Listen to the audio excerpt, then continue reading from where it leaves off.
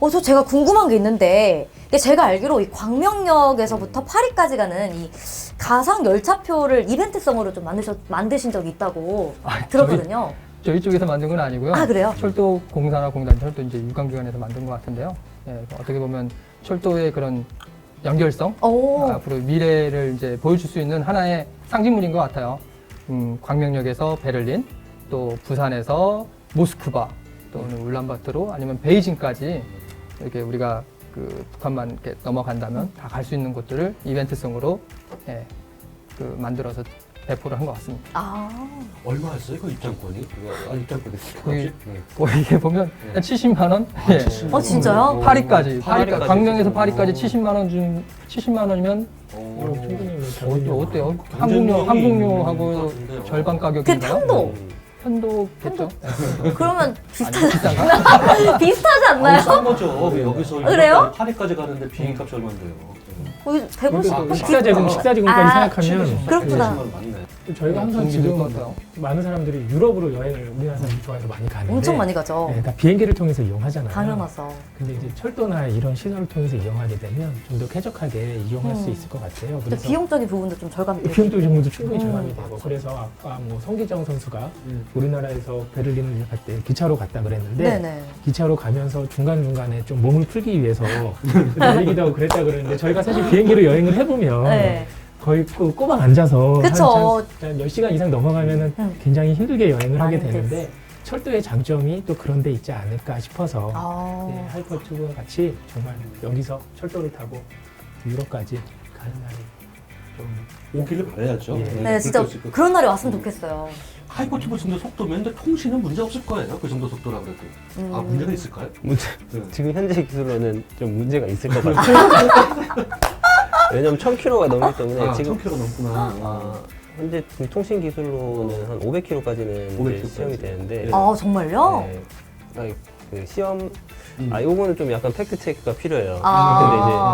근데 이제 아마 지금 고속하는 그 선에서는 충분히 이제 통신이 가능한데 그게 이제 뭐 500km 이상 넘어가고 하면은 아직 검증이 안 돼 있기 때문에 네, 그런 부분들은 좀 기술 개발 요소가 많이 있지 않을까. 그러니까 더 재밌죠. 어려우니까 우리가 더 연구할 수 맞습니다. 있으니까. 몇백 년 뒤에는 가능할 수 있을까요? 몇백 몇백 년간 너무 길고. 몇십 년 뒤? 몇십 년 아니 뭐 한 10년 안에도 뭐 통신 기술이 계속 발전하다 보면 가능하죠. 이게 철도 산업도 처음에 1830년대, 50년, 60년 이때에서 19세기에 엄청 인기가 있어지다가 성장을 하다가 그 후에 이제 자동차에 밀려서 그 철도의 장점이 어떻게 보면 좀 부각되지 못했어요. 자동차에 밀려서. 그러다가 터닝 포인트가 된 게 뭐냐면 신칸센. 신칸센. 네. 어. 일본의 고속 열차. 네. 그게 이제 1960년대 이렇게 처음 도입되고 나서는 그 후로 유럽에서도 이제 300km 이상의 고속 열차가 도입이 돼서 저희 철도연구원도 2004년인가요?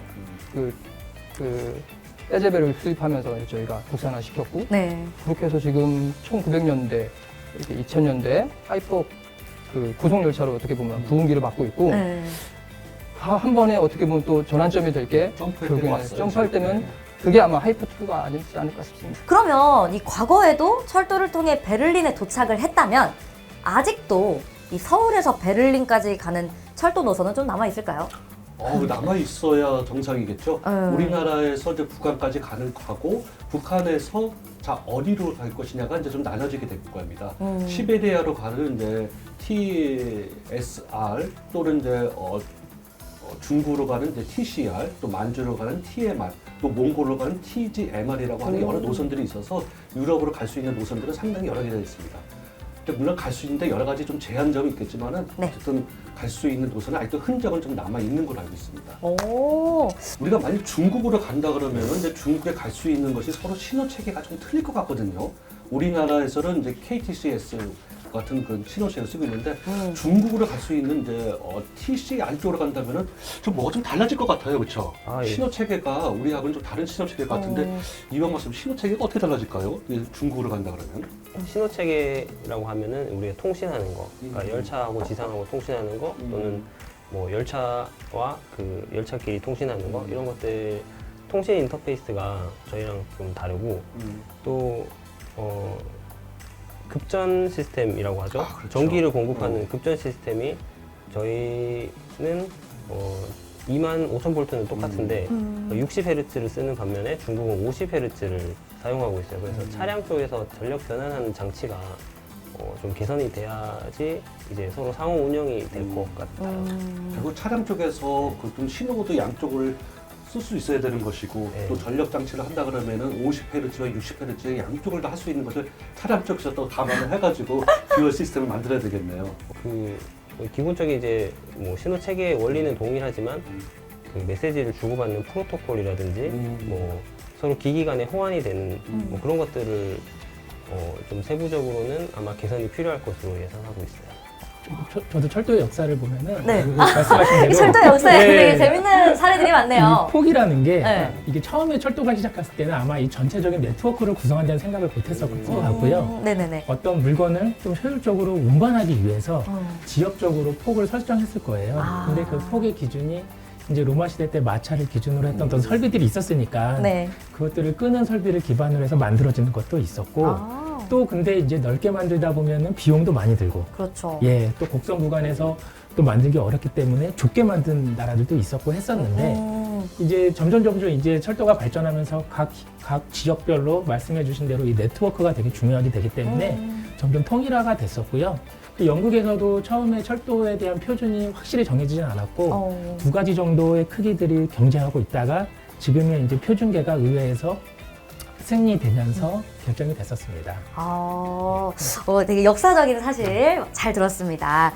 네, 우리가 지금 얘기했던 대로 이 모든 나라의 철도 노선들이 연결이 된다면 이 영화 설국열차처럼 멈추지 않고 주행을 하면서 이 사람들이 살아가는 열차도 가능할까요? 어떻게 생각하시나요? 설국열차가 고속열차인가요? 그냥 멈추지 않고 쭉 가는 열차. 고속열차의 꼭 개념은 아닐 것 같아요. 고속열차가 예, 애매하죠? 250km 이상 꼭 달릴 필요는 없을 것 같고 사람이 어떤 거기서 데서는 사니까. 거기에서 본다면 어떤 철도의 열차의 천재적인 사람이 만든 거잖아요. 그러니까 그분은 어느 구간에서는 좀 빨리 달리고 어느 구간에서는 또 천천히 달리고 탈선하지 않게 모든 걸 했겠죠. 그리고 1년에 한 번 돌게 만들든가 뭐 그렇게 만들죠. 그래서 차량 쪽에서는 모르겠습니다. 차량 쪽에서는 거기 영화에서도 많이 좀 나왔던 것 같아요. 동력은 어떻게 해서든 된다.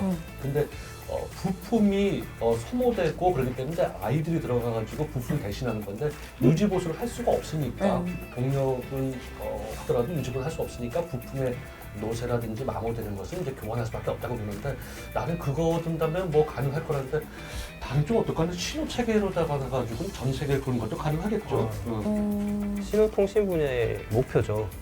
전 세계의 통합하는 모든 건가? 열차들의 그러니까 철도의 네트워크를 연결하는 상호 운영성을 만족하는 그런 것들이 이제 목표인데 유럽에서 이미 그런 걸 만족하고 있어요. 유럽은 이제 나라들끼리 프랑스에서 뭐 독일로 가든지 독일 맞아. 스위스 가든지 다 기차만 타면 그냥 건너갈 수 있잖아요. 그쵸. 그렇게 할 수 있는 게 그 신호 체계가 상호 운영성을 맞춘 표준화해서 개발됐기 때문인데요. 유럽 신호 체계가 ETCS라고 하고 그게 이제 레벨 1, 2, 3로 나눠져 있는데 이제 그런 것들이 이제 그 나라들끼리 다 합의를 보고 그 체계 하에서 개발했기 때문에 가능한 것이고요. 설국열차에서 저도 보면서 신기했던 게 나라들끼리 가려면은 그런 걸 다 맞춰야 되는데 저기서는 이미 이제 그런 신호 체계를 다 맞춰져 이미 뭐 있다는 가정하에 뭐 아니면은 제가 생각했을 때는 그 열차가 하나밖에 안 다니잖아요. 그쵸.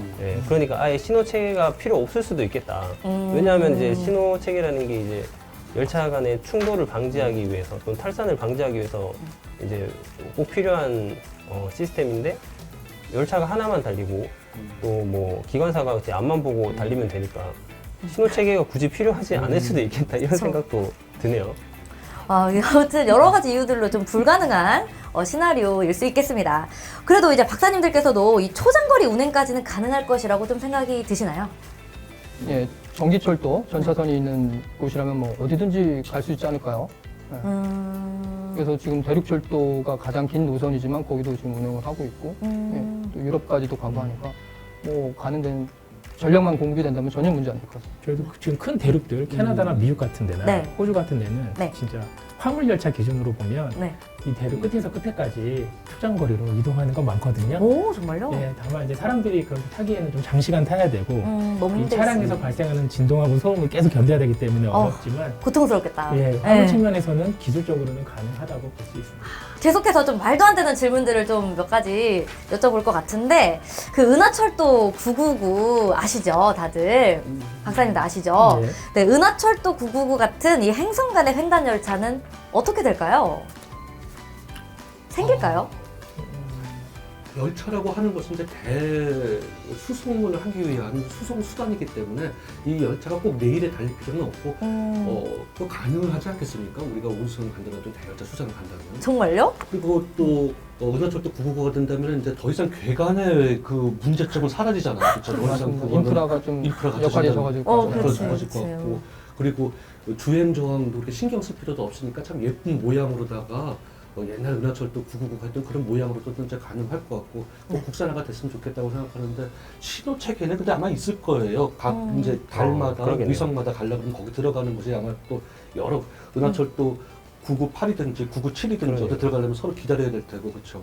행성마다의 신호 체계를 맞춰야 예, 되겠네요. 결국 또 인터오퍼빌리티가 또 있어야 되는 네. 거군요. 그 은하철도가 하늘을 날고 이렇게 그쵸, 다는 그쵸. 열차잖아요. 네, 그래서 하늘을 우리는 날죠. 좀 심각하게 안 들어줬으면 좋겠는데 이 비행기가 음. 하늘을 나는 속도가 300km 정도 된대요. 오. 그러면 이제 우리 고속열차도 한 300으로 달리고 있거든요. 네. 그 열차에 날개만 달려 있으면 네. 열차도 아마 하늘을 뜨는 데는 문제가 없을 것 같아서 아. 예, 그런 생각을 좀 해봤습니다. 네, 어떨 것 같으세요? 박사님께서 어떠실 것 같으세요?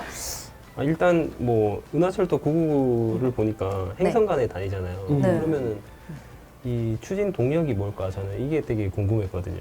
아마도 이제 계속 그 먼 거리를 다녀야 되니까 뭐 지금 기술로 치면은 핵융합 기술이나 뭐 핵분열, 그러니까 핵추진 기술 이런 기술로 이제 끊임없이 거의 무한 동력이 생성되는 그런 게 되지 않을까.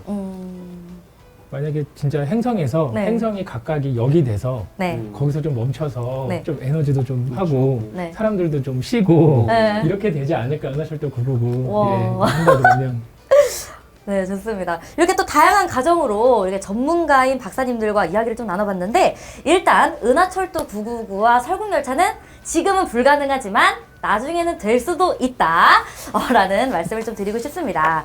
그리고 또 초장거리라면 이 현재의 기술에 다른 기술들을 접목한다면 또 가능할 수도 있지 않을까라는 결론이 나올 수 있겠네요. 오늘 제가 이렇게 질문을 드리고 박사님들께서 설명해 주신 부분들은요, 박사님들의 전문적인 교내에서 나오는 의견이긴 하지만 또 이제 즐거운 대화이기 때문에 현재 막 연구를 진행해 보거나 그런 건 아니에요. 그렇기 때문에 또 우리 시청자 여러분께서 심각하게 받아들이지 않으셔도 좋을 것 같습니다. 그럼 오늘 이만 네 분 박사님과 함께 인사드리도록 하겠습니다. 여러분 다음에 또 만나요. 안녕. 안녕.